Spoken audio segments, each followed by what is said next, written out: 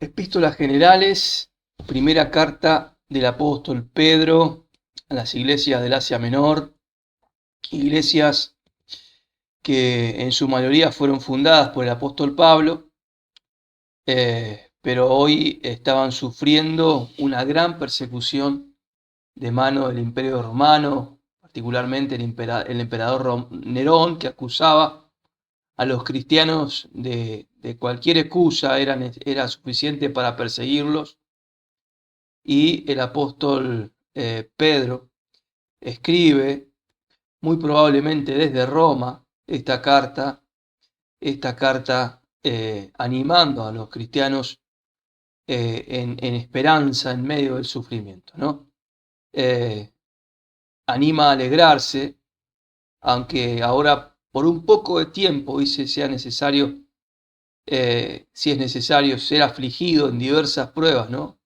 Que podamos ser fogueados en nuestra fe y esperar al Señor Jesucristo de una manera honrosa, ¿sí?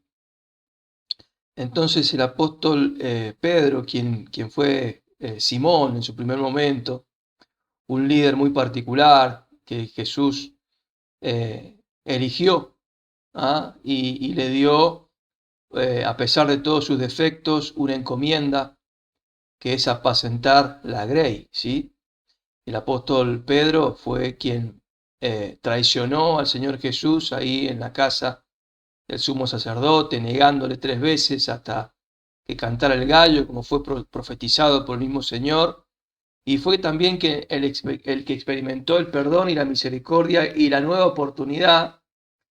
Y en ese contexto de preguntarles si me amas, Pedro, me amas 3 veces, también el Señor le da este ministerio de apacentar la grey. Creo que Pedro fue también, ¿no? Hablando un poquito de este Simón, quien también a Jesús le dijo, sálvate a ti mismo o que esto no te acontezca, ¿no?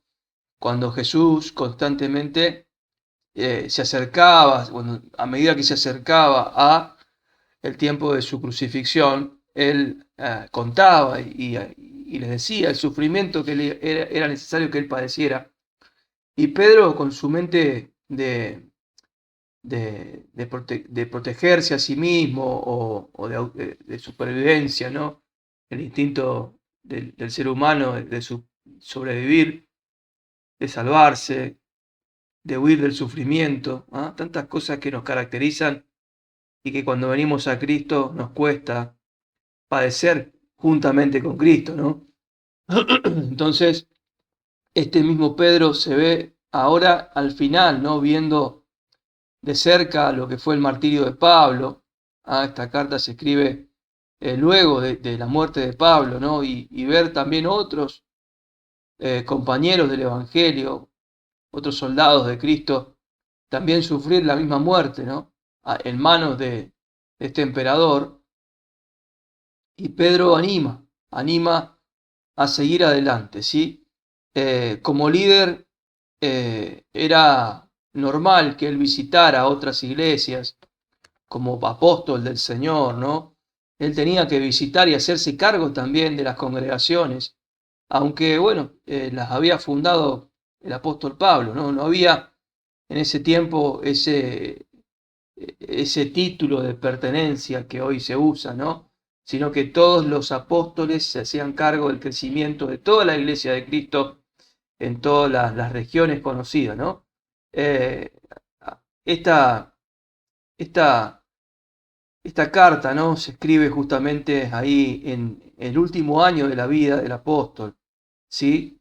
Eh, existe una tradición que habla de la muerte de Pedro, donde él, en este contexto de persecución, dicen que él, aconsejado por sus amigos íntimos, decide refugiarse en algún lugar, huyendo de esta persecución, y él en esa noche tiene una visión de Jesús, y Jesús le preguntó él a Jesús en la visión, ¿a dónde vas, Señor? Y Jesús le contesta, voy a Roma a ser crucificado nuevamente. Y él entiende, ¿no? Que en ese en esa visión que él también debía enfrentar también la cruz, así como Jesús la enfrentó en Jerusalén y como también Pablo la enfrentó ahí en Roma. Él sabía muchas veces, aun cuando Pablo iba a Jerusalén, sabía que le esperaban y el Espíritu Santo aún le había dicho que habían sufrimientos para él, solamente persecuciones y golpes, ¿no? Para él en esa ciudad. Así, sin embargo, estos hombres valientes del Señor enfrentaban lo que Dios había predeterminado para ellos, ¿no? Y totalmente humillado ahí Pedro nuevamente, ¿no? Queriendo seguir su propia mente, de salvarse, de huir del padecimiento, otra vez es humillado y avergonzado y regresa a la ciudad. Y bueno, él pide que esta vez lo crucifiquen, pero no de la misma manera que había sido muerto el Señor, sino fue crucificado con la cabeza hacia abajo. Esto es lo que dice la tradición, ¿no? Pero bueno, una versión muy popular que bueno, hoy lo traemos a colación porque Pedro era alguien encargado de la grey del Señor. Y este encargo se lo dio el Señor sabiendo quién era Pedro, ¿sí? Y sabiendo que Pedro iba a presenciar también un tiempo de mucha persecución. Y también este mismo Pedro, que experimentó el querer huir de la cruz, tenía que alentar también a la iglesia a enfrentar gozosamente el padecimiento que era momentáneo, por un poco de tiempo. Te cuento todo esto porque el contexto de la carta es una iglesia muy perseguida, un tiempo donde las iglesias del Asia Menor, fundadas, ¿no? por el apóstol Pablo, como Gálatas, Efesios, Colosenses, ¿no? Estos lugares, ¿no? que se ministraban la palabra y donde Pedro también tenía esa responsabilidad que Jesús le había dicho: apacienta mis corderos. Donde habían corderos, el apóstol Pedro se sentía responsable de su vida espiritual. Entonces, Pedro escribe esta carta ahí desde Roma, donde él cita, ¿no? Como secretamente, en código, ¿no? Él la nombra como Babilonia, porque claro, debían cuidarse mucho de las autoridades de Roma, no se podía hablar mal de Roma. Y bueno, él dice que escribe desde Babilonia, pero los cristianos debían tener cuidado de cómo hablaban de las autoridades romanas, ¿no?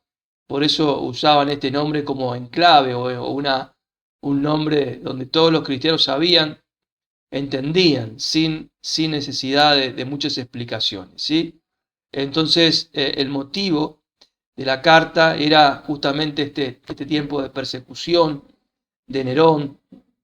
Y bueno, la iglesia era muy joven, tenía 35 años de edad en este tiempo, ¿no? Ni siquiera estaban antes de la destrucción de Jerusalén, antes del año 70, ¿no? Eh, entonces, este tiempo de prueba mundial que parecía como un apocalipsis temprano, ¿no? Como que todo se destruía y seguramente algunos confundían a Nerón con el anticristo, pero parecía que el diablo estuviese a punto de devorar a la iglesia como ese león rugiente que él cita en esta carta, ¿no? Esta carta se piensa, bueno, que se escribe justo luego de la muerte del apóstol Pablo, martirizado también en Roma. Pero esta carta, ¿no? Dirigida a los expatriados, como comienza el primer capítulo de la carta, habla no solamente de los judíos, sino de los cristianos que hoy son, como dice, ¿no? Peregrinos, ciudadanos de otro mundo que viven por un corto tiempo lejos del hogar, viajando hacia su patria. Un peregrino, este concepto de peregrino, ¿no? Es el que llevamos todos nosotros en nuestro corazón, sabiendo que tenemos una patria en los cielos, sabiendo que el tiempo que nos toque transitar en esta tierra es un periodo corto, temporal, y que debemos aprovechar al máximo nuestra vida para servir al Señor en el ministerio de la salvación, restaurar en lo que podamos al hombre con Dios, ser ministros de restauración, de reconciliación, ¿no? Toda esta idea nos da la palabra peregrino. Estamos por poco tiempo y no solamente los judíos que fueron arrojados de su tierra o los gentiles que eran perseguidos por Roma, sino la iglesia de Cristo que no se siente parte de este mundo, sino que está esperando con ansias la venida del Señor, ¿sí? Pedro, bueno, fue ese Simón al cual el Señor le cambió el nombre, fue esa piedra, esa piedra donde bajo esta roca fundaré mi iglesia, ¿no? Un hombre preparado también en el sufrimiento, en esa humanidad tratada, en esa humanidad donde Pedro tenía gran humanidad. Era un hombre de carácter, de temperamento, un hombre de argumentos, de fundamento, de estar siempre queriendo hacer cosas humanamente, aún para ayudar al Señor, pero se encontraba luego con la desilusión de que humanamente no se puede hacer nada, ¿no? En ese fracaso, en ese intento humano y luego darse cuenta de que no se puede, ¿no? Es el trasfondo del crecimiento del cristiano. Pedro era un hombre experimentado en este trato que todos nosotros también tenemos que pasar, ¿sí? Sabemos que un cristiano recién convertido intenta hacer las cosas para Dios de un buen corazón, pero al poco tiempo se ve fracasar en ese intento y vuelve a intentarlo, pero ahora está buscando al Espíritu Santo, levantándose de una caída y buscando la fuerza del Espíritu para entender. Bueno, Pedro se transformó de Simón a Petra, ¿no? Ese cimiento, ese hombre tratado, donde la iglesia iba a aprender de este hombre. De hecho, Pedro es una de las mayores escuelas del cristiano, ¿no? El carácter forjado de ser ese que negó al Señor a ser ese que muere como el Señor en una cruz, ¿sí? Cristo revelado en Pedro, en primera de Pedro, el Señor se revela como el príncipe de los pastores, ¿sí? Cuando el apóstol anima también a los ancianos, ¿no? Él les dice: apacentad la grey del Señor que está entre vosotros, cuidando de ella no por fuerza, sino voluntariamente, no por ganancia deshonesta, sino con buen ánimo, ¿sí? Él que era el encargado de la grey, el más autorizado para hablar de esto, anima a los pastores a trabajar, ¿no? De la misma manera, con buen ánimo, no enseñoreándose, sino cuidando a las ovejas, ¿sí? Para que cuando aparezca el príncipe de los pastores, el Señor, quien es el dueño de las ovejas, ¿sí? Podamos recibir una corona incorruptible de gloria, ¿sí? Aconseja a la iglesia, a los jóvenes, a no ser soberbios, porque Dios resiste a los soberbios, más da gracia a los humildes, y también humillarse bajo la poderosa mano de Dios. Amén. Esta poderosa mano de Dios justamente son los hombres de Dios que Él pone en autoridad en la iglesia, los ministerios, ¿sí? Los apóstoles, profetas, evangelistas, pastores y maestros son la mano de Dios visible en la iglesia, en la cual debemos tener esa humildad de recibir la enseñanza de parte de Dios, de parte de esos hombres también, ¿sí? Entonces, el apóstol, uno de los puntos que él toca, ¿no? Es el consejo de apacentar la grey en medio de este contexto, ¿no? ¿Sí? Otro punto que él toca es el llamado a la santidad. Sed santos como yo soy santo, le dijo el Señor al pueblo, ¿no? Justamente es un llamado de parte de Dios a la iglesia y es una identidad que debemos mantener. Si muchos no entienden esta identidad, esta nueva identidad de la santidad sobre el cristiano, ¿sí? Bueno, Y la Iglesia Católica habla de santidad en el cristiano luego de muchos requisitos, de una canonización, de después de la muerte, y ve la imposibilidad de ser santo, pero claro, si en el Espíritu Santo cualquier intención litúrgica es un fracaso, así como los judíos con la ley. Entonces la iglesia verdadera tiene que entender que el único camino hacia la santidad es ser lleno del Espíritu Santo y a través de él poder lograrlo, ¿no? Porque somos llamados a ser santos, ¿sí? Y dejar toda la vieja manera de vivir, ¿ah? De la cual fuimos rescatados. Dice, no podemos decir que fuimos rescatados y volver a esa vieja manera de vivir, porque nos fue purificado el alma por la obediencia a la verdad, mediante el Espíritu, dice la palabra, ¿no? El amor fraternal, no fingido, amados unos a otros entrañablemente, de corazón puro. Ah, el capítulo 1 nos habla de esto en el verso 22, siendo renacidos, no de simiente corruptible, sino de incorruptible por la palabra de Dios que vive y permanece para siempre, ¿no? La santidad es un tema doctrinal de identidad de la iglesia que el apóstol Pedro nos recalca y nos llama la atención otra vez más, ¿sí? Damos gracias a Dios por este libro, ¿no? Porque nos aclara y nos da la doctrina y el peso justo frente a tantos predicadores que son pecadores y están predicando que la iglesia no es santa, porque ni ellos son santos, porque ni siquiera dice que los pastores son santos. Mire, somos santos. ¿Ah? Podemos pecar ocasionalmente, pero mi identidad está bien definida. A mí no me gusta el pecado. Podré caer en pecados, pero yo no soy un pecador. Usted tiene que saber eso. Usted fue redimido por la sangre de Cristo. Si usted le quiere agradar a Dios, su identidad está claramente definida. Solamente debes pedirle ayuda al Señor para que tu identidad esté siempre en funcionamiento, ¿sí? Y que el enemigo no nos engañe, porque si nos engaña con respecto a nuestra identidad, difícilmente podamos lograr el propósito que Dios quiere que hagamos en la tierra, ¿sí?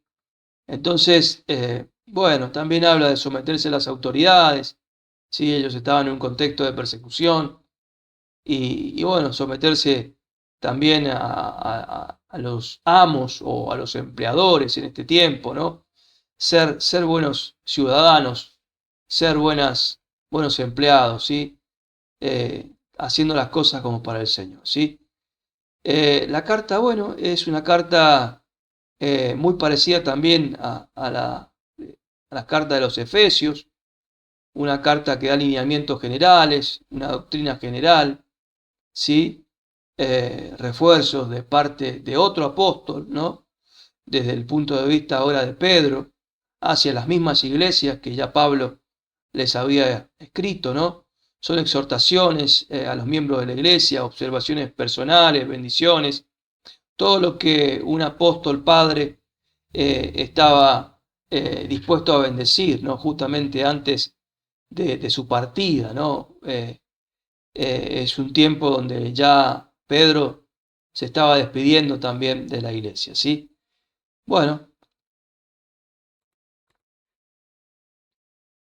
la segunda carta del apóstol Pedro a las iglesias del Asia Menor, estas iglesias que fueron constituidas por el apóstol Pablo en su ministerio.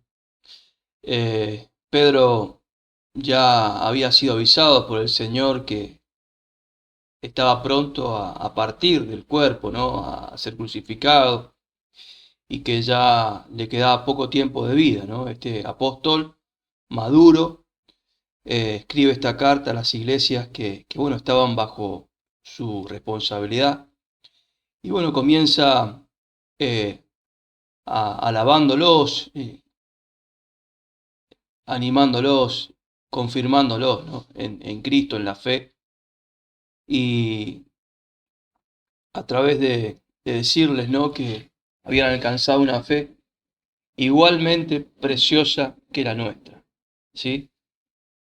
habían llegado a un nivel de madurez a través de sufrir tribulaciones y persecuciones y poder entender, ¿no?, cuál es la verdadera fe del cristiano, ¿no? Una fe preciosa, una fe valiosa, es la fe que se prueba, que se adquiere, que se alcanza, como dice aquí Pedro, se alcanza un nivel de fe maduro, un nivel de fe dispuesto a morir inclusive por el mensaje y por la persona y por el evangelio del Señor Jesucristo, ¿sí? Entonces Pablo los confirma y les habla aún de ser participantes de la naturaleza divina, ¿no? Una parte que está en el cristiano y que se tiene que despertar, una naturaleza que muchas veces está dormida en la cristiandad, una parte sobrenatural también, que cuando el Hijo de Dios, ¿no?, se conecta y se comunica y tiene comunión con el Espíritu Santo, con el Espíritu de Dios, ¿no? Ahí eso sobrenatural, ser parte de la naturaleza divina, ¿no?, en nuestro espíritu, ¿sí? Eso nos lleva a tener conocimiento y también a huir de la corrupción que hay en el mundo, que el mundo usa siempre la concupiscencia, que la concupiscencia es el recuerdo o la añoranza de un pasado en el mundo, ¿no? Así como cuando el pueblo de Israel salía de Egipto y añoraba comer las verduras, la cebolla, los puerros, ellos recordaban ese pasar que para ellos era bueno, pero ignorando, ¿no?, o no teniendo en cuenta que ellos eran esclavos, ¿sí? A veces cuando gente recuerda el mundo o lo que hacían en el mundo, lo hacen a veces con un suspiro de melancolía y queriendo volver, ¿no?, de alguna manera, pero esa es la puerta que Satanás usa para regresar gente al sistema, ¿no? Pero ellos habían huido de esa corrupción y estaban viviendo ya en la naturaleza divina, en estar parte con Dios, ¿sí? Y bueno, vosotros, dice, poniendo toda diligencia por esto mismo, añadid a vuestra fe, esa fe preciosa, virtud, y a la virtud conocimiento, y al conocimiento dominio propio, al dominio propio paciencia, y a la paciencia piedad, y a la piedad afecto fraternal, y al afecto fraternal la, la, lo más grande que alguien puede tener, el amor, ¿ah? La manifestación del amor de Dios. Pero a la fe se le agrega conocimiento, ¿sí? Y este es el punto donde el apóstol Pedro hace un énfasis y anima en esta carta que a través del conocimiento de la doctrina, de la palabra de Dios, podían detectar y ser librados de muchos falsos maestros, profetas, y que se levantaban en medio de ellos, y aún el apóstol habla de un futuro de la iglesia, donde siempre previo a la venida del Señor se tenía que manifestar la apostasía, y la apostasía de la iglesia es cuando muchos salen de la iglesia y se van tras mentiras, y hay una mezcla entre verdad y mentira, ¿sí? La apostasía es el mismo discurso de la serpiente que utilizó para sacar a Eva y a Adán del huerto. Una verdad mezclada con mentira. Hoy estamos viviendo tiempos donde se mezcla la verdad con el engaño, ¿sí? Y ahí tiene que estar atenta la iglesia a través de una herramienta, y es el conocimiento doctrinal, el conocimiento de la palabra, ¿sí? Y añadir también al conocimiento la paciencia, la piedad, el afecto fraternal, ¿sí? Para cerrar puertas para que Satanás se meta en las filas del Evangelio y pueda llegar a cumplir ese objetivo, que es retrasar a la iglesia e impedir, ¿no?, esa segunda venida o segundo momento donde la iglesia tiene que estar con el Señor. El Señor es inminente que Él viene, pero bueno, Él viene en dos etapas. La venida del Señor es una venida secreta y una venida pública, ¿no? La venida secreta es la parusía, el rapto de la iglesia o la ascensión de la iglesia a las nubes. Y bueno, luego ocurre las bodas del Cordero, pero hay una venida también pública que es donde todo ojo le verá, ¿sí? Bueno, pero volviendo aquí al apóstol, a la carta del apóstol Pedro, él habla, ¿no?, de la gloria del cristiano y las herramientas que tenemos a través de la palabra, a través de la palabra profética más segura, ¿sí? Que bueno, no son fábulas, sino que son escrituras apostólicas, ¿sí? De testigos oculares. Hoy estamos leyendo una carta de un testigo ocular que vio al Señor en carne, lo vio ascender, lo vio venir, lo vio vivir y lo vio ascender y lo oyó decir que volvería, ¿sí?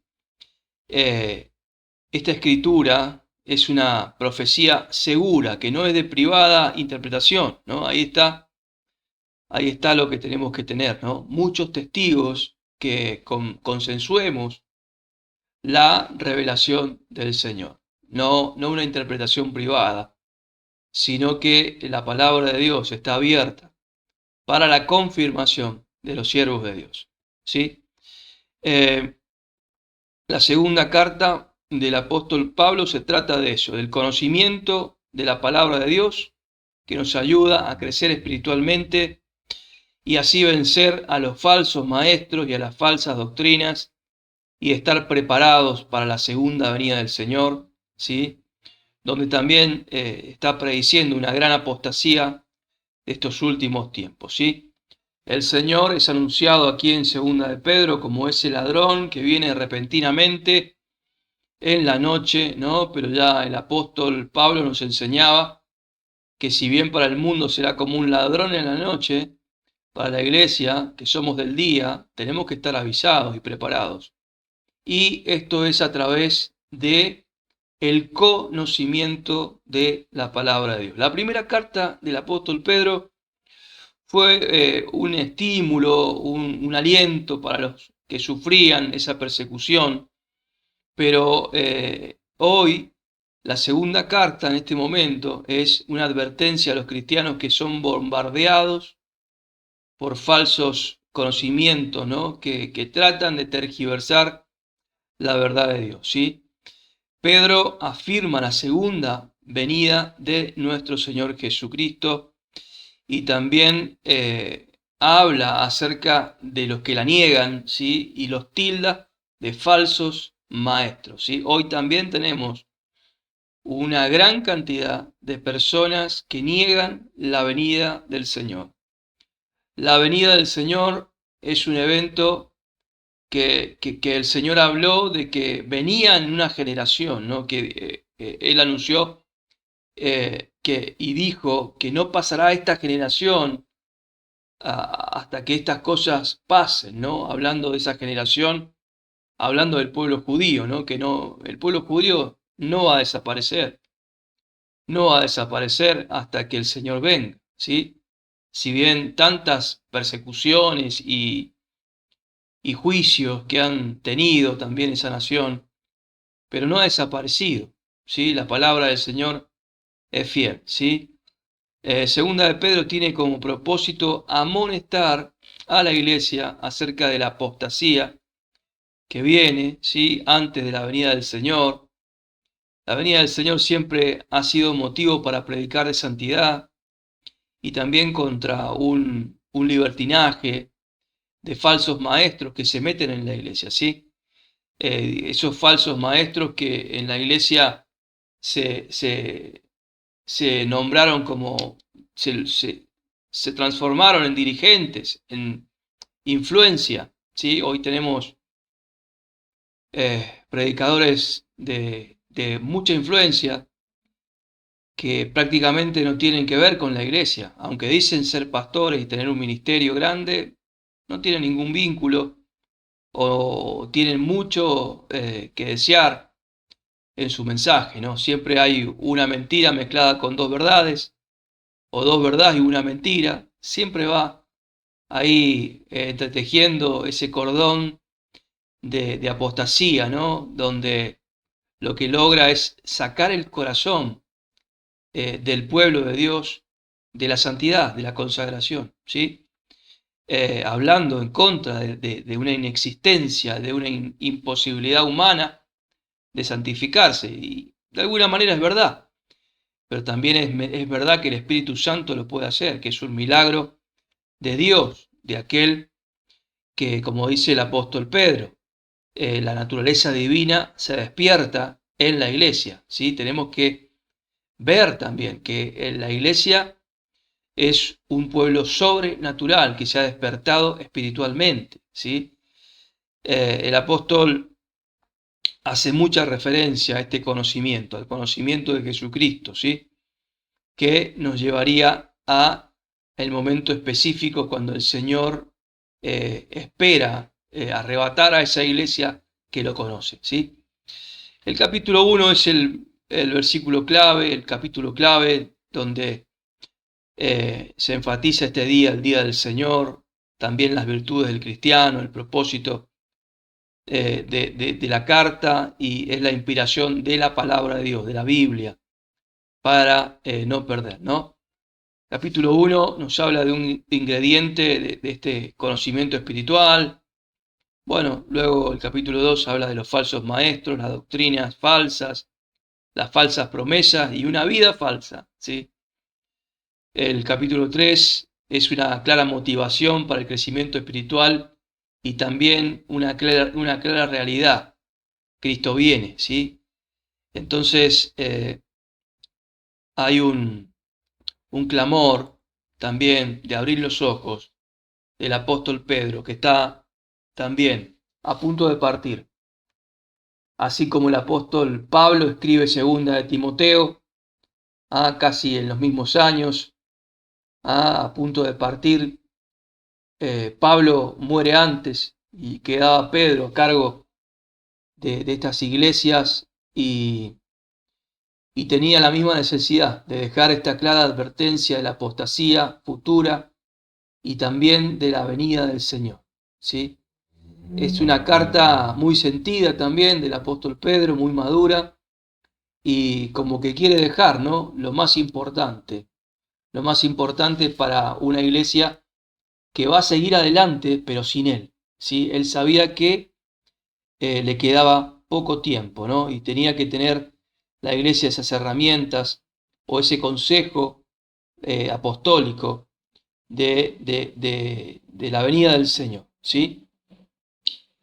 El año en que fue escrita la carta es entre el año 68, 67, ¿sí? Esta es la fecha aproximada de donde Pedro escribe esta carta. Es poco tiempo después de la primera carta, ¿sí? Hay un paralelo, ¿no?, entre la carta de segunda de Timoteo y segunda de Pedro, que bueno, ambos hacen referencia al final de la vida de estos apóstoles, hacen advertencia de los falsos maestros y una iglesia que entra en un mundo corrupto, en un mundo de gente que apostata de la fe, donde está pronto a meterse, ¿no?, los cargos en la iglesia, de cargos políticos, ya está pronto a manifestarse todo lo que vimos, ¿no?, en la época medieval, ya se empieza a vislumbrar aún en la era apostólica, ¿no?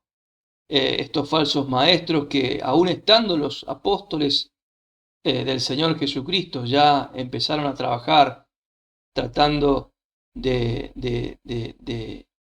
mentir, ¿no? De mentir, ¿sí? Bueno, también hay un muy parecido, una similaridad entre la carta de Segunda de Pedro y la carta de Judas, ¿sí? Pero claro, tengamos presente que todos los apóstoles de la época hablaban el mismo vocabulario y tenían los mismos temas para exhortar. Sí, era la verdad presente que dice el apóstol Pedro. El apóstol Pedro nos habla de una verdad presente. La verdad presente está hablando de la revelación, ¿sí? De la revelación presente, ¿sí? Que tenemos que saber. Siempre hay una verdad presente, ¿sí?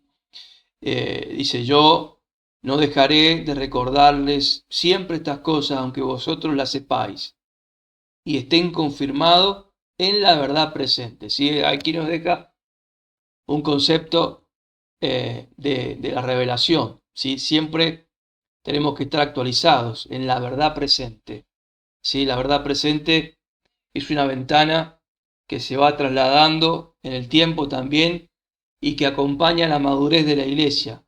No es la misma la verdad presente que manejaban estas personas, estos cristianos, a todo el cúmulo de conocimientos y la herencia que manejamos nosotros, ¿no? Hoy tenemos una verdad presente más ampliada, tenemos que hacer foco en las cosas que vienen, en las cosas importantes.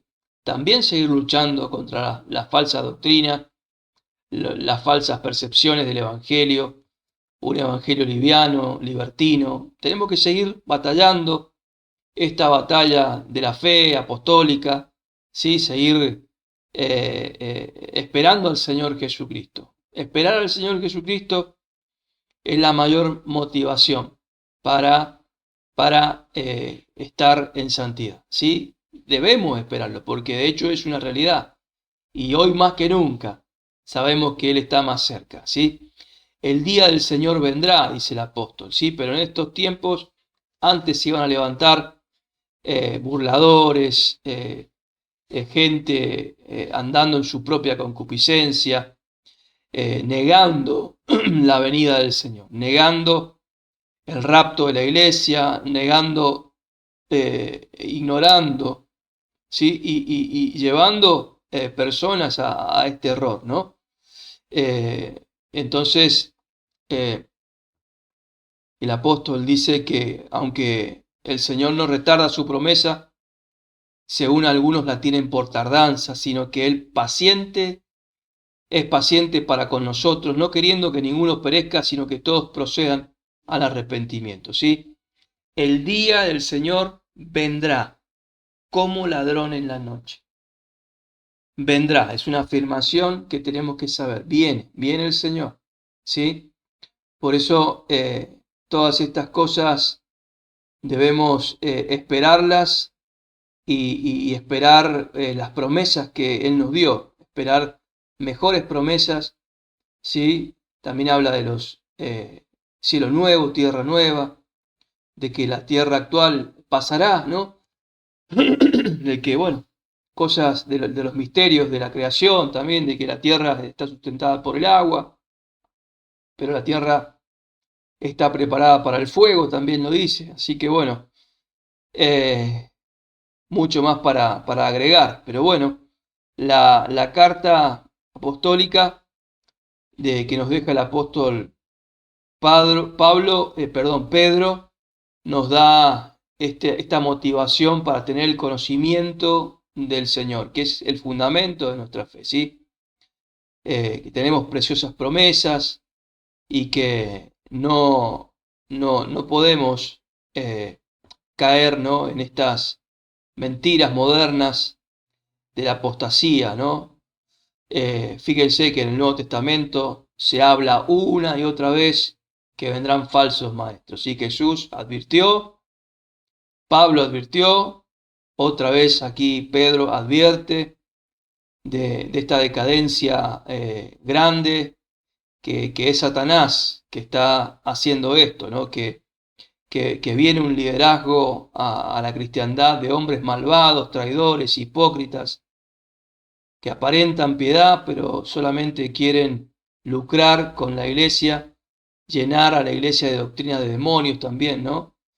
Y bueno, la carta de Judas habla del mismo tema, pero Aquí, en la segunda carta del apóstol Pedro, amonesta a la iglesia que se guarde de esta corrupción no externa, como en la primera carta, que habla de aguantar los padecimientos, los sufrimientos que vienen de la persecución de Roma, pero ahora está hablando de la corrupción interna de los líderes, ¿sí? De que se avecina una apostasía de libertinaje, de maldad, con el fin de enriquecerse, de aprovecharse de la influencia del mensaje de Cristo sobre el pueblo, ¿no? Y así poder manipular a la gente, ¿no? Esa es la intención de que lo predice como un futuro. No obstante, eh, dice también que esos falsos maestros ya estaban en ese tiempo, ¿sí? Entonces, creo que, como dice aquí el libro, ¿no?, de Henry Halley, corromper a la iglesia supone un pecado terrible, terrible, y más usar el nombre de Jesús para estos fines. Uno de los peores pecados es convencer a la iglesia de mentiras y reemplazar la verdad cristiana, que tiene que ver con la cruz, con padecer, con resucitar, con morir, ¿sí? El Evangelio es muerte y resurrección, poder de Dios, ¿sí? Poder de Dios, naturaleza divina y una esperanza de gloria en Cristo, ¿sí? En el Señor. No tiene nada que ver con una mejor vida en la tierra. La mejor vida en la tierra es esperar al Señor con un alma irreprochable, irreprensible, un espíritu, un cuerpo irreprensible, y manteniéndonos firme en la fe junto a la iglesia. Y bueno, estos son los consejos de un apóstol a punto de partir, ¿sí? Consejos también de un hombre que estuvo luchando, ¿no?, el Evangelio, sufriendo, pero nos deja esta enseñanza en estos puntos que podemos ver hoy muy panorámicamente, que seguramente hay mucho más para hablar. Esta es la segunda carta del apóstol Pedro. Bendiciones. Vamos a comentar la primera carta del apóstol Juan. Esta carta nos habla de que Jesús es el Hijo de Dios y que si le pertenecemos a Él, nos vamos a amar unos a otros, ¿sí? Esta carta es de carácter general, así como la carta de Hebreos. No tiene un autor explícitamente nombrado al principio, ni un destinatario, sino que es una carta de carácter circular a las iglesias del Asia Menor, particularmente a la iglesia de Éfeso, donde Juan se estableció luego de estar mucho tiempo en Jerusalén.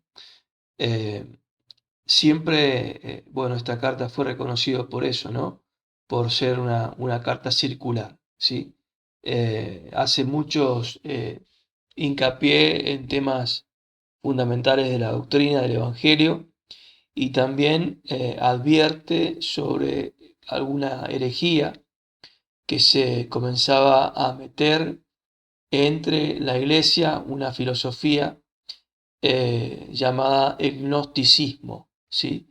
Es decir, herejías estaban atacando la doctrina cristiana, tratándola de corromper y hacerla pagana, que el pecado podía convivir de alguna manera con el mensaje de Cristo.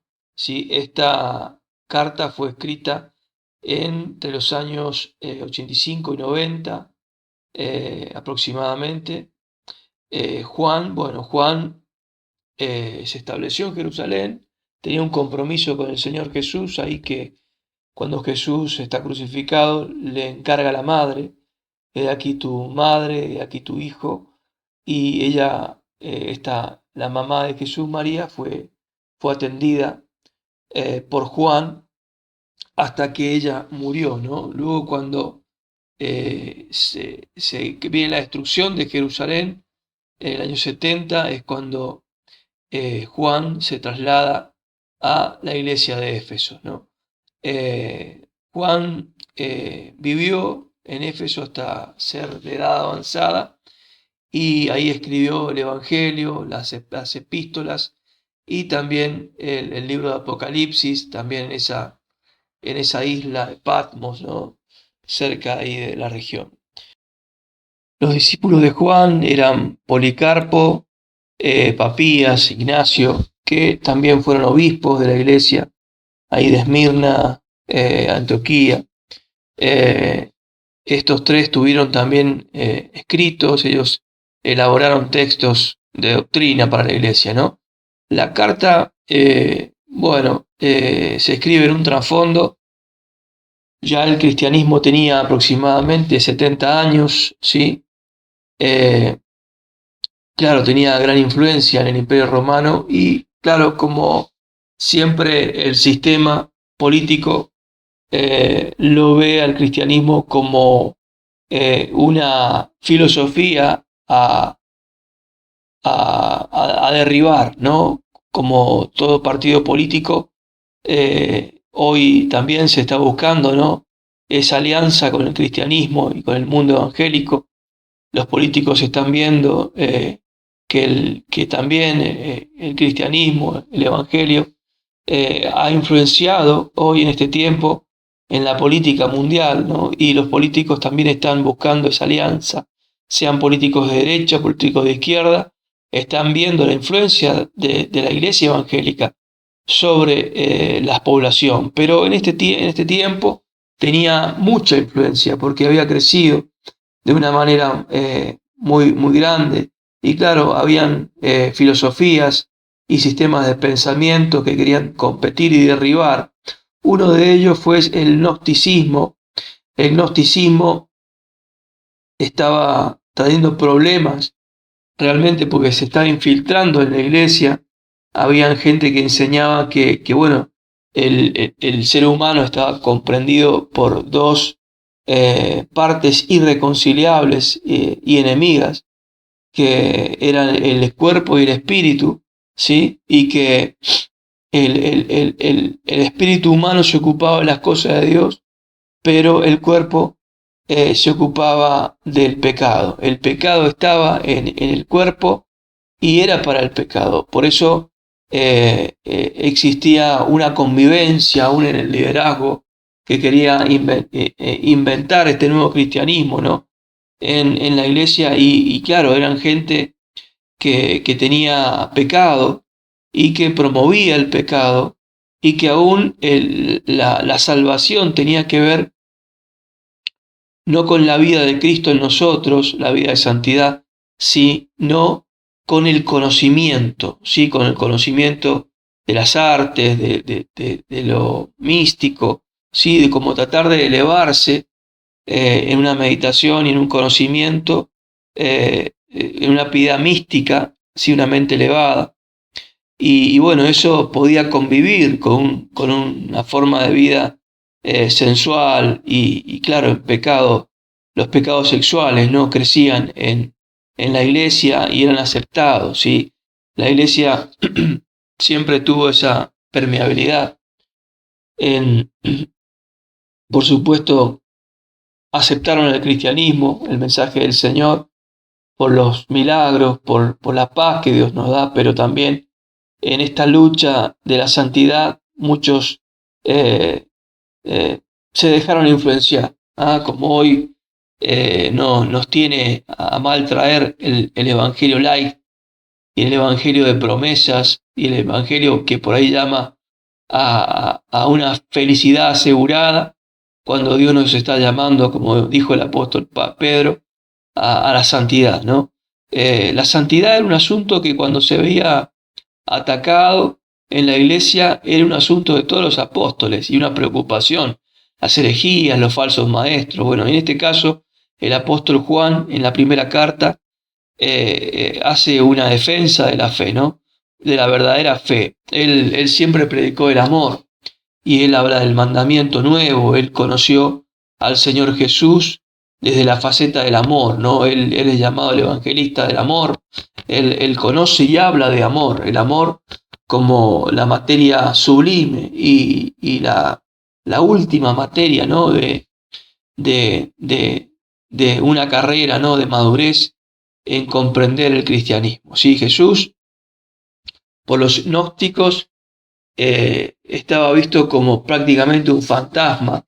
Ellos negaban la encarnación del Hijo de Dios, ¿sí? Que el Señor no había venido en carne, sino que se había fundido, el Cristo sublime se había fundido con un hombre en el bautismo y que luego el Cristo divino se había apartado de él cuando Jesús estaba pronto a ser crucificado. Una doctrina, una mentira, ¿no? Que se metía en la iglesia, ¿no? Y que, claro, Juan tenía que decir que Jesús había sido encarnado y que todo aquel que no predica que Jesús vino en carne es anticristo, ¿no? Él introduce esta palabra, el espíritu del anticristo, que no reconoce que Jesús ha venido en carne, que no reconoce que se puede vivir, ¿no? Sin pecado.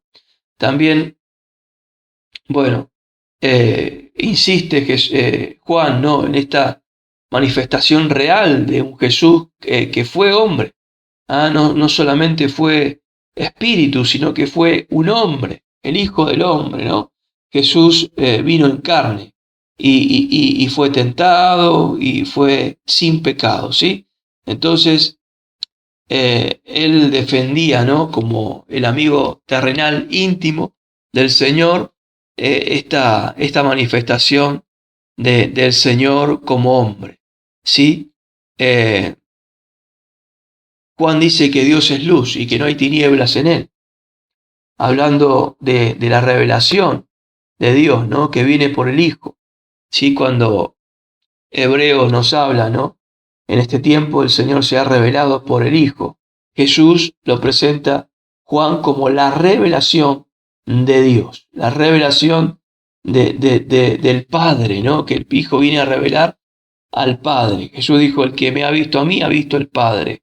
Entonces Jesús saca a este Dios que estaba en el Antiguo Testamento, en la oscuridad o en el misterio, como nos enseñó ahí cuando dice la Biblia, ¿no? En el Antiguo Testamento que Moisés se introdujo, se dirigió o se metió en la oscuridad donde estaba Dios. ¿Sí? Vemos a un Dios que estaba en un misterio, que estaba en cosas ocultas, pero ahora sale a luz a través de Jesucristo. Jesucristo viene a traer claridad, a traer revelación. Por eso dice que ahora no hay tinieblas en Dios, ¿sí? Él es este Dios que se ha dado a conocer. Jesús dijo, yo soy la luz del mundo, ¿no? Y Juan lo presenta como esta luz, como esta transfiguración de blanco resplandeciente, como el ángel en la resurrección, ¿no? Que lleva un vestido blanco como la nieve. Y claro, también la visión de Juan en el Apocalipsis, como la cabeza de cabello blanco y sus ojos resplandecientes, ¿no? La luz en el sentido de revelación, ¿sí? De dar a luz. Por eso Juan nos dice que andemos con Dios, que andemos en luz y también sin pecado, ¿no? Hemos pecado en el pasado y todavía cargamos con una naturaleza que tiende a pecar, pero claro, aquí es cuando Juan habla de tal vez una paradoja, una contradicción que parece una contradicción, pero no lo es. Cuando dice que debemos reconocer que estamos en pecado, pero al mismo tiempo estar sin pecado. O sea, el que está en Dios no peca, pero también llama a reconocer a los cristianos que hay una naturaleza en pecado que tenemos que combatir. ¿Sí? ¿Por qué? Porque estos herejes y falsos maestros daban rienda suelta al pecado, como diciendo no puedo combatir contra el pecado que está en el cuerpo como un símbolo de maldición y un símbolo donde se envasa la naturaleza caída del hombre y dejarse llevar, ¿no? En esas costumbres licenciosas del pecado y hacían que los hombres dejaran de buscar la santidad, ¿sí? Entonces, este espíritu del anticristo que Juan aplica, ¿no? A no una persona, sino a un grupo de maestros anticristos, anticristianos, que promovían la idea del pecado, de aceptar el pecado, ¿sí? De tolerar el pecado, ¿sí? De dejarse llevar por esta filosofía, ¿no? Que predicaba la espiritualidad solamente a través de un conocimiento místico, ¿sí? Bueno, el apóstol Pablo dice claramente, ¿no? Que el pecado no está en el cristiano, en su forma de vivir. O sea, acá está hablando de identidad. Si bien hay que combatir el pecado, pero el pecado no es el hábitat natural de disfrute del cristiano, ¿sí? El cristiano que peca se entristece. El cristiano que peca cae, ¿sí? En cambio, estos falsos maestros decían que podían elevarse aún en pecado, ¿sí? Que el cristiano no tiene que sentirse mal al pecar, sino dejar rienda suelta, ¿no? Al pecado. Y claro, el apóstol decía todo lo contrario. Decimos que hay pecado, sí, debemos reconocerlo, que hay una tendencia, aún en los hombres ungidos, ¿no? Hay siempre la naturaleza que hasta que no seamos transformados en un cuerpo de gloria, tenemos que combatir con el pecado. Pero en la medida que nuestra identidad celestial, que la naturaleza divina, que el Espíritu Santo nos ayuda a combatir todos los días, ¿no? Y a estar en esa comunión con el Señor, ¿no? Por su gracia, ¿no? En este milagro que podemos recibir también de gracia a través del Espíritu Santo, ¿sí? Un hombre justo puede cometer pecados a causa de una debilidad, mas no deja de ser un justo, no deja de ser un santo, ¿sí? El llamado y la identidad de hijo de Dios, de santo, no tiene que ver con que podamos caer ocasionalmente y nos damos cuenta que cuando el cristiano cae, la tristeza invade su corazón, ¿sí? Y automáticamente busca el refugio de las aguas del Señor, como el siervo brama por las corrientes de las aguas cuando el cristiano está en tentación, y busca al Señor para que sea el Señor quien nos dé la salida, quien nos ayude a permanecer irreprensibles delante del Señor, ¿sí?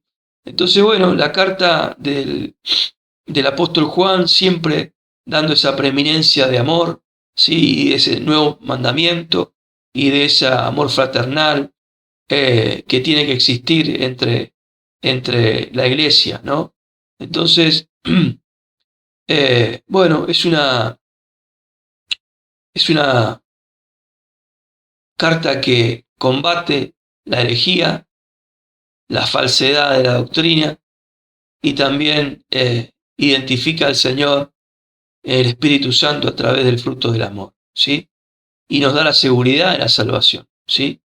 La vida eterna que comienza cuando una persona se convierte a Cristo, y ahí dice la palabra que ahí comienza y como es eterno, no termina más, ¿sí?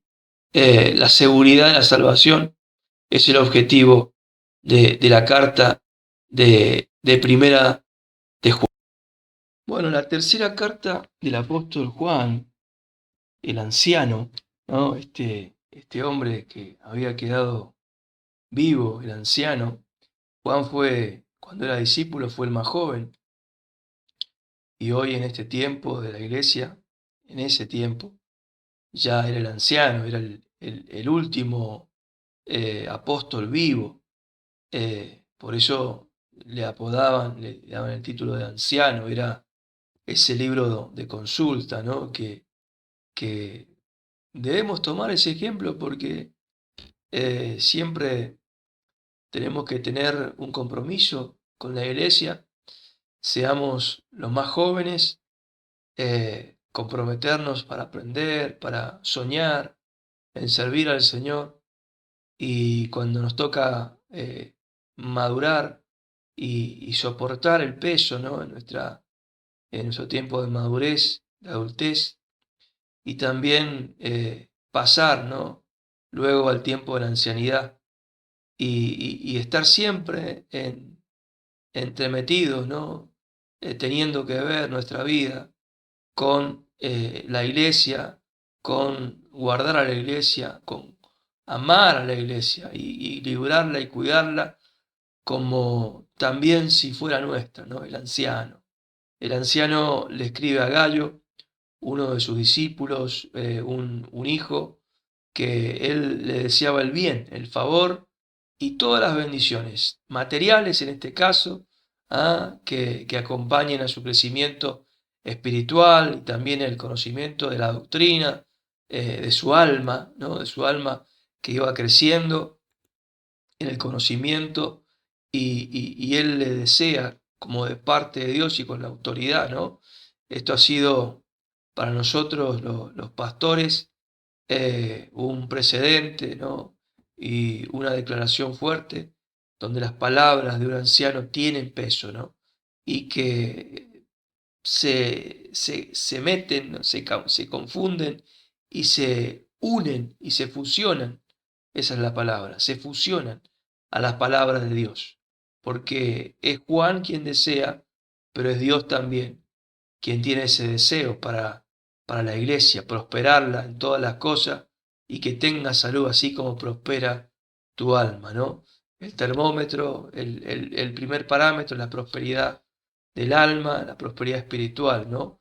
Y bueno, el apóstol recibe noticia de este Gallo que había atendido a los evangelistas que Juan preparaba para ayudarle, para extender el evangelio, y que habían llegado ahí donde estaba este pastor Gallo pastoreando, y él les habría abierto la puerta, aún sin conocerlos, a estos hermanos, Juan alaba, ¿no? El corazón de amor de Gallo, ¿no? Y de darles esa ofrenda, tal vez esa reconfortación, ese alimento, esa mesa, esa cama, para que sigan viaje luego, para que tengan nuevas fuerzas, ¿no?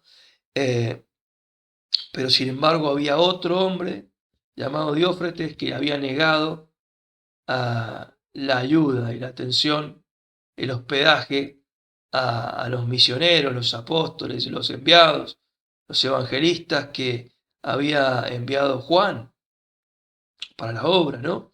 Y este hombre dice, le gusta tener el primer lugar, no recibe a los que son enviados por Dios, y que anda parloteando y hablando mal contra nosotros, no contento con esto, no recibe a los hermanos, y prohíbe aún que los reciban, ¿no? Qué tremenda la enemistad del liderazgo que a veces ocurre, ¿no? En las congregaciones contemporáneas o de la misma zona, ¿no? La competencia, los celos ministeriales, creerse dueño de la iglesia, pero dice, amado, no imites lo malo, sino lo bueno. El que hace lo bueno es de Dios, pero el que hace lo malo no ha visto a Dios, ¿sí? Todos dan testimonio de Demetrio, ¿no? Como la iglesia da testimonio cuando un líder obra mal, ¿sí? Y aún la verdad misma, ¿no? Esta palabra que tanto le gusta a Juan, la verdad misma da testimonio de las malas obras, de los malos obreros que predican muchas veces, ¿no? Cerrar la puerta a siervos de Dios que podemos tal vez predicar la verdad, ¿no? ¿Qué siervo de Dios no ha sido luchado dentro de las filas, ¿no? Del mismo evangelio? Y cuántos Saúles se levantan ahí en las congregaciones, cuántos Caín, cuánto hay que esquivar, ¿no? Cuánto Esaú, cuánto Edomita, cuánto celo ministerial también, ¿no? Que Juan identificaba y que hablaba de que Dios, la verdad misma, que Jesucristo mismo daba testimonio de la maldad del corazón de Demetrio. Así que, bueno, una carta corta también que elogia a este hombre generoso, ¿sí? Y que exhorta a andar en la verdad, ¿no? Un deseo de prosperidad, un deseo de hospitalidad, un deseo de ser humilde, de recibir a los hermanos, una exhortación y una confrontación contra un falso maestro, ¿no? Esto es la tercera carta del apóstol Juan. La carta de Judas, el hermano, el medio hermano del Señor Jesús, hermano de Jacobo, ¿no? Por parte de María, ¿no? Que estos hermanos que tuvieron una participación escribiendo parte de la palabra del Señor, del canon bíblico que el Espíritu Santo nos ha dejado hoy, que en un principio no creían en el Señor, pero luego se hicieron discípulos, se hicieron apóstoles del Señor, ¿no? Del Espíritu Santo. Y bueno, Judas escribe acerca de la necesidad de contender ardientemente por la fe, ¿no? Esta necesidad que Judas veía, ¿no? Que se estaba metiendo entre la iglesia hombres encubiertamente, ¿ah? Que ya estaban condenados, hombres impíos, que eran libertinos, que metían el pecado, que convertían la gracia del Señor en libertinaje, ¿sí? Esto parece que también tiene que ver con nuestros tiempos actuales, ¿no? Cómo, cómo Judas llama, ¿no? A combatir ardientemente, como un llamado profético, ¿no? Ezequiel también tuvo esa animación, eso de parte de Dios. Dice, pon tu rostro como un pedernal, ¿ah? Como una piedra fuerte delante del pueblo rebelde.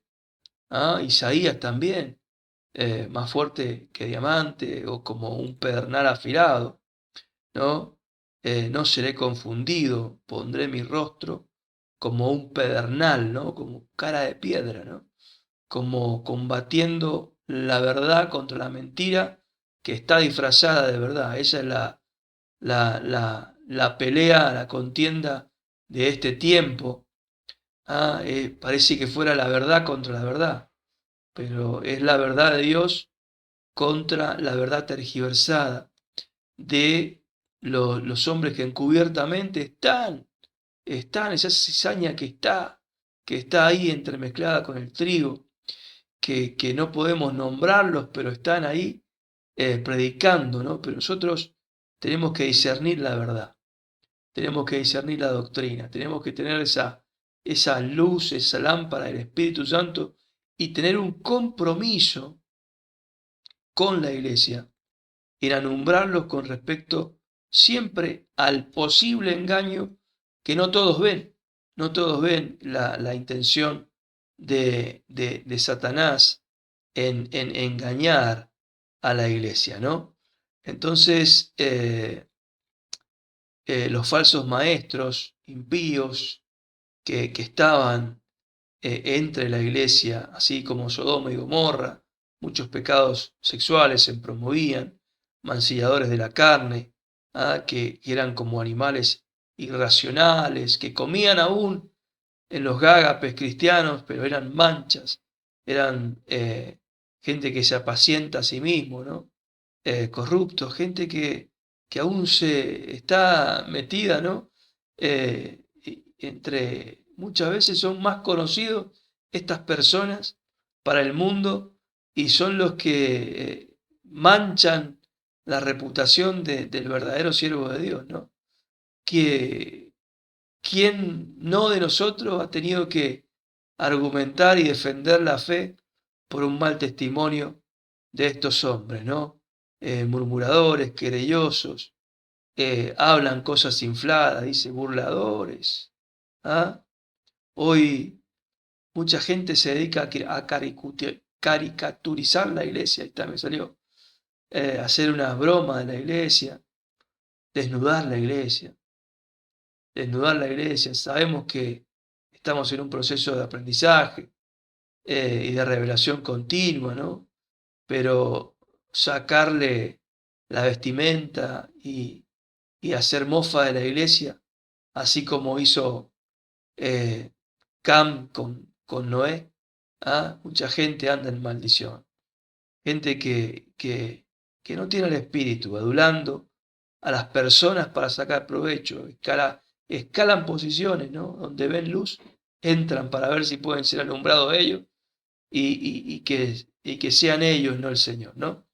Estos ya habían entrado en este tiempo dentro de las filas del Evangelio encubiertamente, ¿sí? Por eso hay que hacer lupa en la doctrina, en guardar fervientemente la fe. Amén. También hay quienes hoy están haciendo una defensa de la fe, pero sin tener el discernimiento verdadero, ¿no? Hay también esos Saulos que por defender la fe están atacando a la iglesia, a la verdadera iglesia. Por eso todo sea bajo la guía del Espíritu Santo. Bueno, la carta de Judas habla acerca de los ángeles caídos, del libro de Enoc, cita algunos textos, ¿sí? No queriendo justificar, porque es un libro apócrifo, pero bueno, ciertos temas, ¿no? Como la caída de los ángeles, ¿sí? Los hombres impíos, ¿no? Pero bueno, es un tiempo a perseverar en la fe, ¿sí? A conocer al Señor, quien en este tiempo peligroso nos guarda sin caída, para presentarnos sin mancha delante de Él mismo. Bueno, esta es una pequeña carta, la última carta general antes de entrar al libro de Apocalipsis. Una carta también interesante, profunda, corta, pero bueno, esta es la carta de Judas.